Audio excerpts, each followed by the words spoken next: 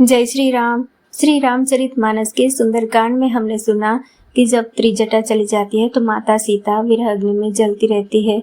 उसी दौरान हनुमान जी राम कथा सुनाते हैं और अंगूठी नीचे फेंकते हैं। तब माता सीता दौड़कर वो अंगूठी ले लेती है और सोचती है कि श्री राम जी को कोई जीत नहीं सकता और ऐसी अंगूठी कोई माया से बनाई नहीं जा सकती। तब माता सीता ने कहा कि जो इतनी सुंदर कथा कह रहा है वो सामने क्यों नहीं आता। इसी दौरान हनुमान जी सामने आए और माता सीता डर। फिर माता सीता उन्हें पूछती हैं कि नर और वानर की संगति कैसे हुई। तब हनुमान जी पूरी कथा कह सुनाते हैं। दोहा नंबर 14। रघुपति कर संदेश अब सुन जननी धरि धीरा, अस कहि कपि गद गद भयो भरे बिलोचन नीरा। अर्थात, हे माता, अब धीरज धरकर श्री रघुनाथ जी का संदेश सुनिए। ऐसा कहकर हनुमान जी प्रेम से गदगद हो गए। उनके नेत्र में जल भर आया। कहु राम वियोग तव सीता, मोकहु सकल भय विपरीता। नव तरु किस लय मनहु कृशानु, कालनी समनि सिबानु। हनुमान जी ने कहा, श्री रामचंद्र जी ने कहा है कि हे सीते, तुम्हारे वियोग में मेरे लिए सभी पदार्थ प्रतिकूल हो गए। वृक्षों के नए नए कोमल पत्ते मानो अग्नि के समान, रात्रि काल रात्रि के समान, चंद्रमा सूर्य के समान। कुबले बिपिन कुंत बन सरिसा, बारिद तपत तेल जन बरिसा। जे हित रहे करत ते पीरा, उरग श्वास सम त्रिविध समीरा। और कमलों के वन भालों के वन के समान हो गए हैं। मेघ मानो खोलता हुआ तेल बरसाते हैं। जो हित करने वाले थे वे ही अब पीड़ा देने लगे हैं। त्रिविध वायु सांप के श्वास के समान हो गई है।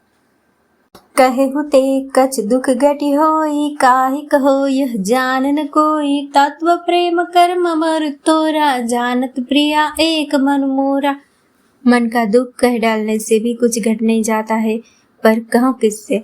यह दुख कोई जानता नहीं। हे प्रिय, मेरे और तेरे प्रेम का तत्व एक मेरा मन ही जानता है। सो मन सदा रहत तो ही पाही, जानु प्रीति रस इतने ही माही। प्रभु संदेश सुनत बैदेही, मगन प्रेम तन सुदिन हितेही।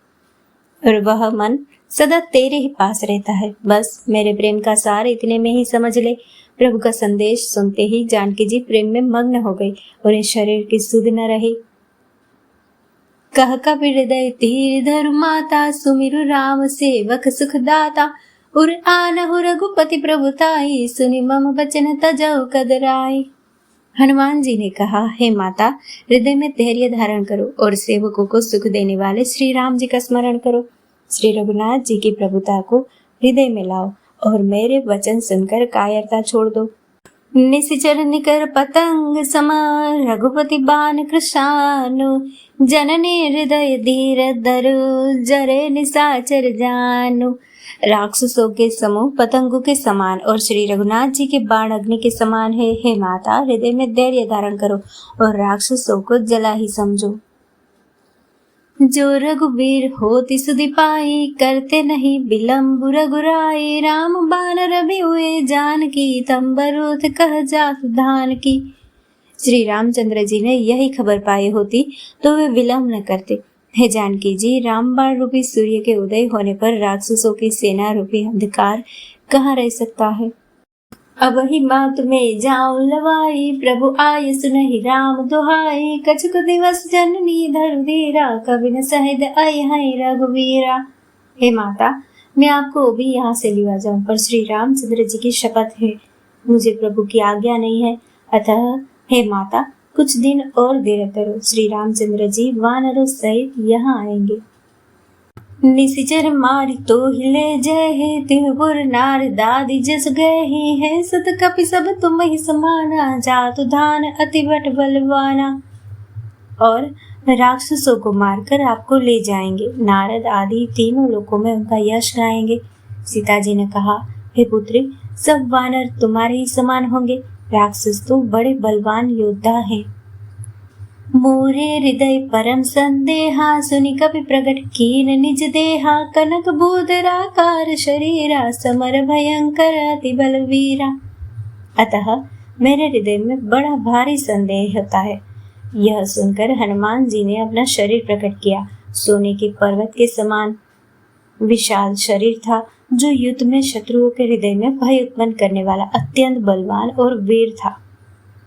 सीता मन भरोस तब भयउ, पुनि लघु रूप पवन सुत लयउ। तब उसे देखकर सीता जी के मन में विश्वास हुआ। हनुमान जी ने फिर छोटा रूप धारण कर लिया।